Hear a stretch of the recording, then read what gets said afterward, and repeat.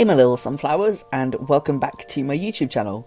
My name is Max, and in today's video we're going to be working on the island of Konpeitō, of course, and I'm going to be working on the area around my museum.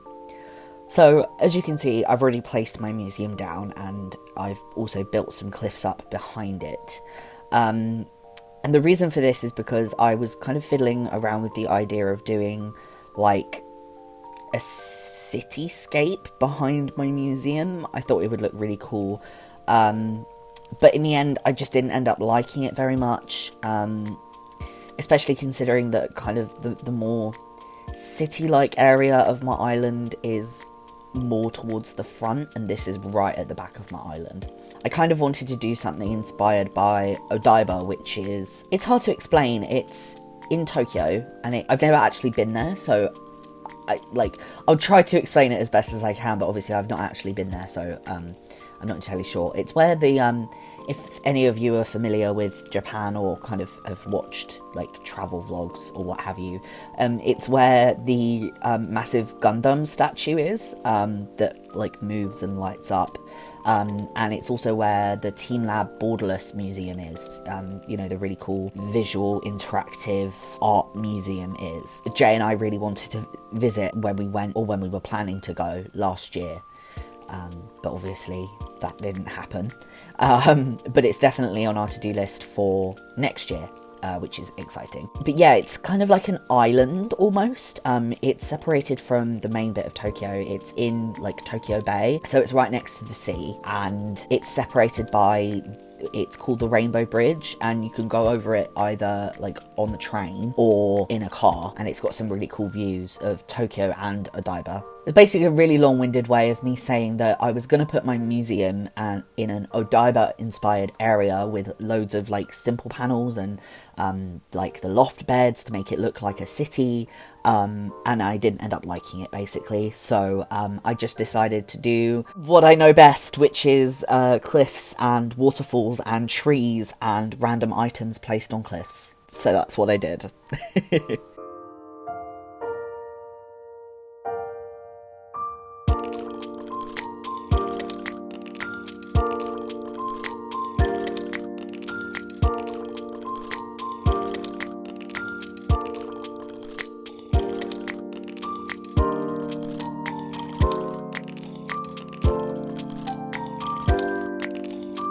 So, this is the first video of mine, apart from my Toby Speedbuild, where I'm using my new design codes, which is exciting.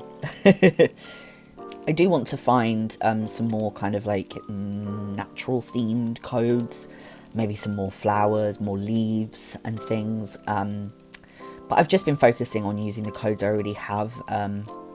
I found this, obviously I mentioned it in my Toby video, but I found this really beautiful, grassy, flowery path, which I absolutely adore, and I've been loving putting it over the in-game paths to kind of make things look kind of almost overgrown and almost derelict, I guess. I think it looks really cool, and I'm so glad that we have more design slots now so that we can kind of be like even more creative with the codes that we use and what we do on our islands. I think it's really cool.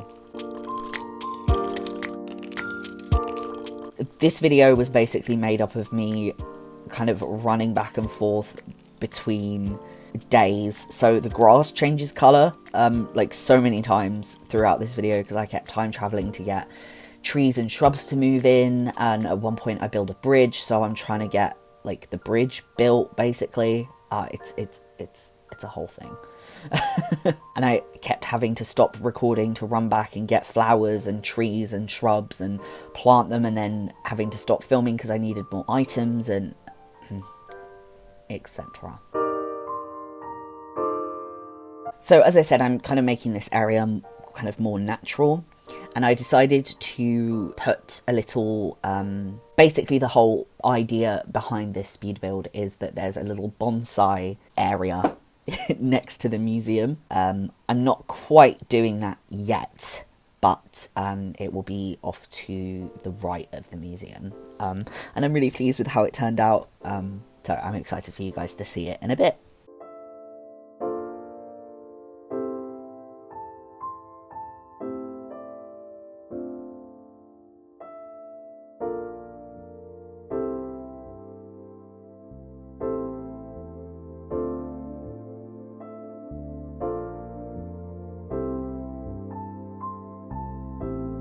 So in my last video, I mentioned that I was thinking about doing an RPG inspired island for my next island idea. And I said that I wasn't entirely sure how that would be like received by people watching this channel, because I know that, you know, I went from doing kidcore to doing like a Japanese themed island, which is like a big jump. And then I was worried that an RPG island would be too big of a jump again. But from people's reactions and comments, and when the video premiered, we had the live chat going, people seem to really love the idea of an RPG island, so that is definitely what I am going to do. I'm really excited for it already. Like, I just want to finish Konpeitō so that I can start on my new island. Not to worry, I'm not going to rush it, because I definitely rushed Purin Bay towards the end. If you've been around that long, hi, wow, thank you.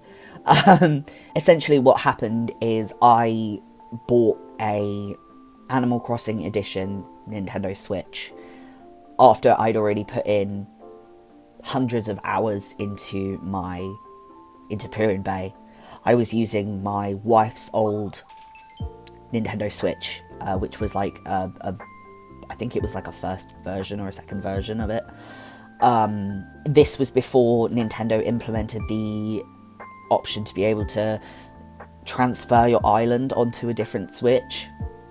So by the end, I was doing Purin Bay with the intent to basically delete my island and then restart on my current Switch, which is the Animal Crossing. So I definitely rushed it towards the end, and kind of looking back on it now, there are definitely areas that I am not happy with and I wish I could change, but obviously I can't, which is disappointing, but it's just one of those things, isn't it?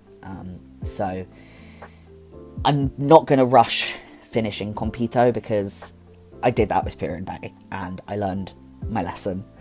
I'm going to finish Konpeitō and get it to a point where I'm super, super happy with it, and then I'm going to start my new island theme, which is going to be an RPG themed island. And then I will probably go back to kidcore after that. I know I'm planning like way ahead in the future, but that's just who I am as a person. And I fully intend to play Animal Crossing for, well, New Horizons for years and years and years to come. So I'm allowed to plan ahead as a treat.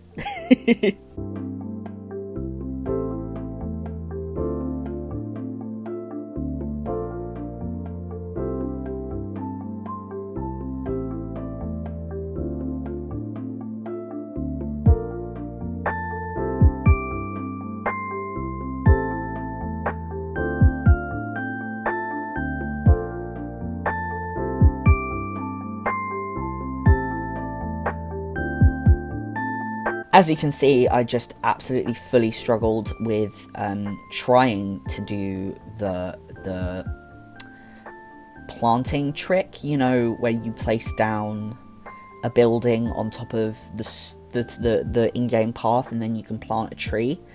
I thought it would work with the campsite, but it doesn't. I think it only works with like a villager house or like the shop or something. Maybe the campsite is different. But it's fine because I ended up using all of the space here anyway, so it was fine in the end. And I'm excited because I'm getting to use this like tatami mat design that I downloaded. I hadn't been able to use it yet, so I was pretty excited because it looks really realistic. And I know like you wouldn't find tatami outside, like that would be really bad for the tatami mat, like it would just disintegrate. But I thought it was cool, and you know, if a little bonsai area was going to exist, it would probably be inside anyway, to protect the bonsai. But, you know, who says I have to be 100% realistic, am I right?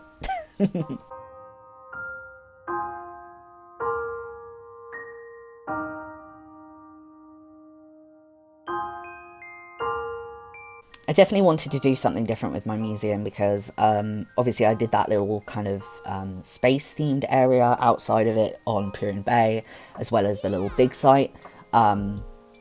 And I love it when people do like dig sites and things that are like actually related to the museum, like little bug areas and fishing spots and little research centres. I think that's so cool. And it's definitely like what I am inclined to want to do.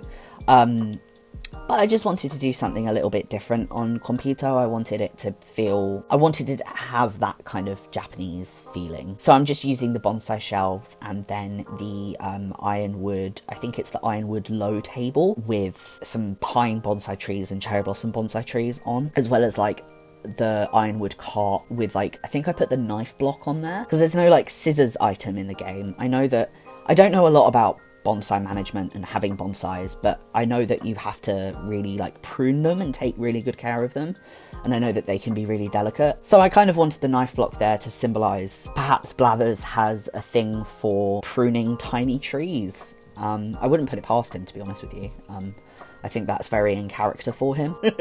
So, and I was excited to use the Hello Kitty planter item because it kind of looks like a bonsai with how small it is, and it's, you know, it's shaped, and growing bonsai is all about the shape of it and how it, you know. So I felt very pleased with myself using this item in this area.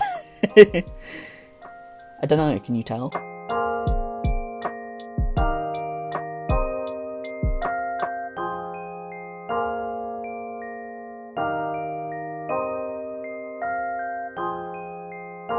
This was one of those builds that I wasn't really happy with it until right at the end. I was worrying that it was kind of looking a bit, I don't know, not strange, but just a bit off. And I couldn't put my finger on it, but I do like how it turned out in the end. So, you know, it's just one of those trust the process things, I think.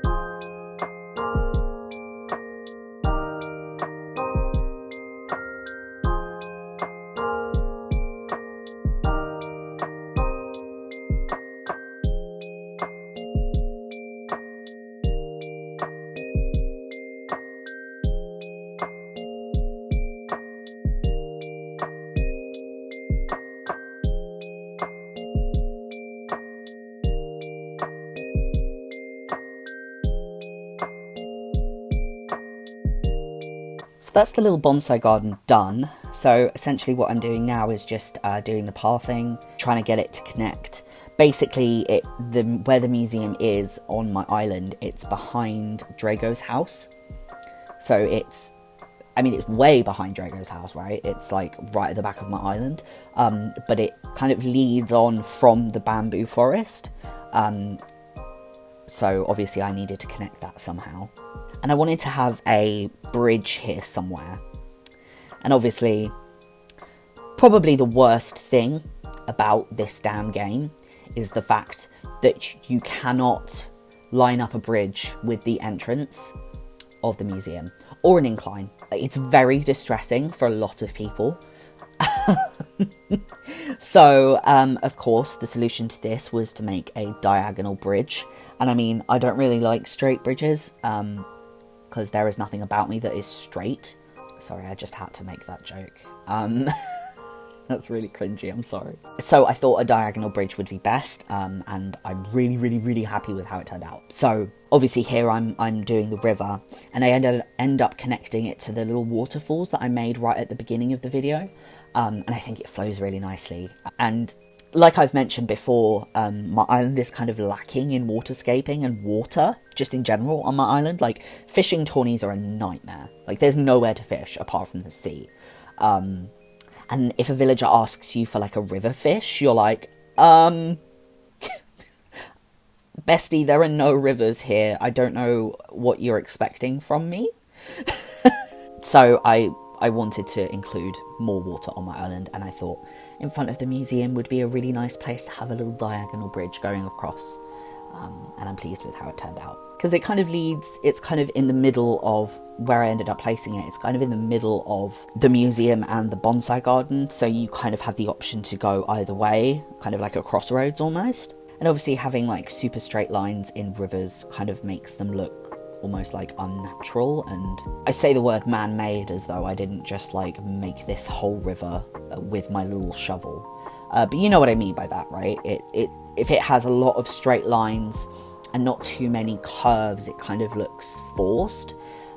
That, just in my opinion anyway, especially for kind of what I'm going for on my island. And when I'm in the middle of building, I like to look at my map to see how like the water and the cliffs are looking on my map, because having a cute map is very important to me.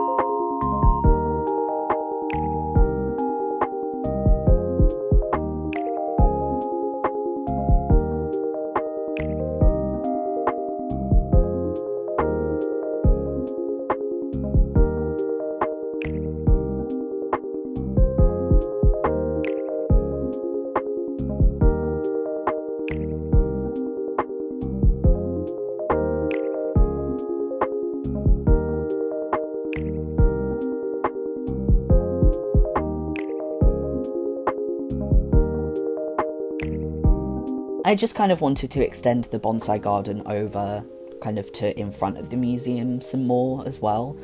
So I put this little stool here with a moss ball and a cherry blossom bonsai, because I wasn't quite sure what to put here. It was looking kind of empty, and I couldn't put a tree here because it wouldn't fit, so...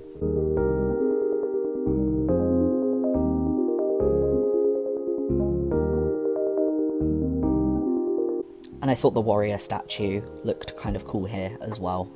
Kind of make it look old and, yeah, like a museum, I guess.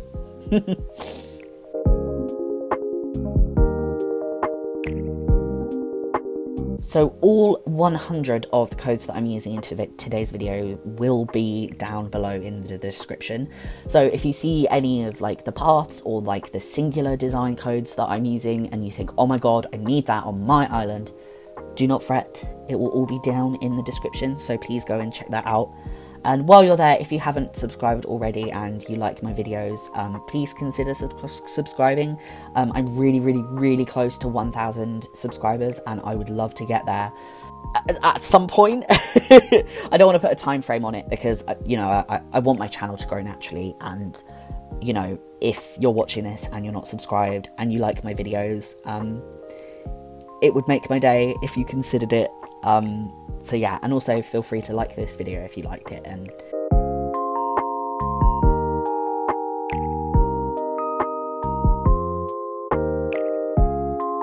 a lot of this decorating up here on this cliff feels kind of not pointless, but you don't see too much of it. But I didn't want to leave it empty. Because I'm a fool and I only gave myself enough space to have two blocks of cliff as the upper level. So I couldn't plant any trees, not easily anyway. You know, I could do the little hack thing, but it would take forever, and I didn't want to do that. So basically I just ensured that I put a lot of items that had a lot of height to them, so that I could kind of catch a glimpse when I looked up to get the view of the museum. And I'm pleased with how it turned out. And, you know, like, I'm planting flowers as well, and making sure that kind of there are lots of custom design codes down, because it kind of prevents weeds growing that way as well.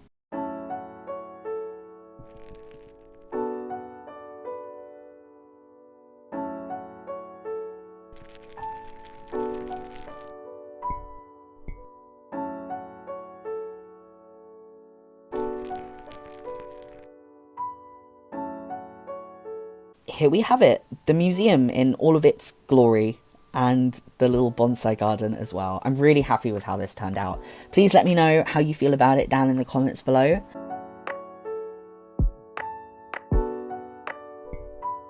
I hope you guys are having an absolutely amazing day. I hope that you stay safe, that you're kind to yourselves, and I will see you in my next video. Bye guys!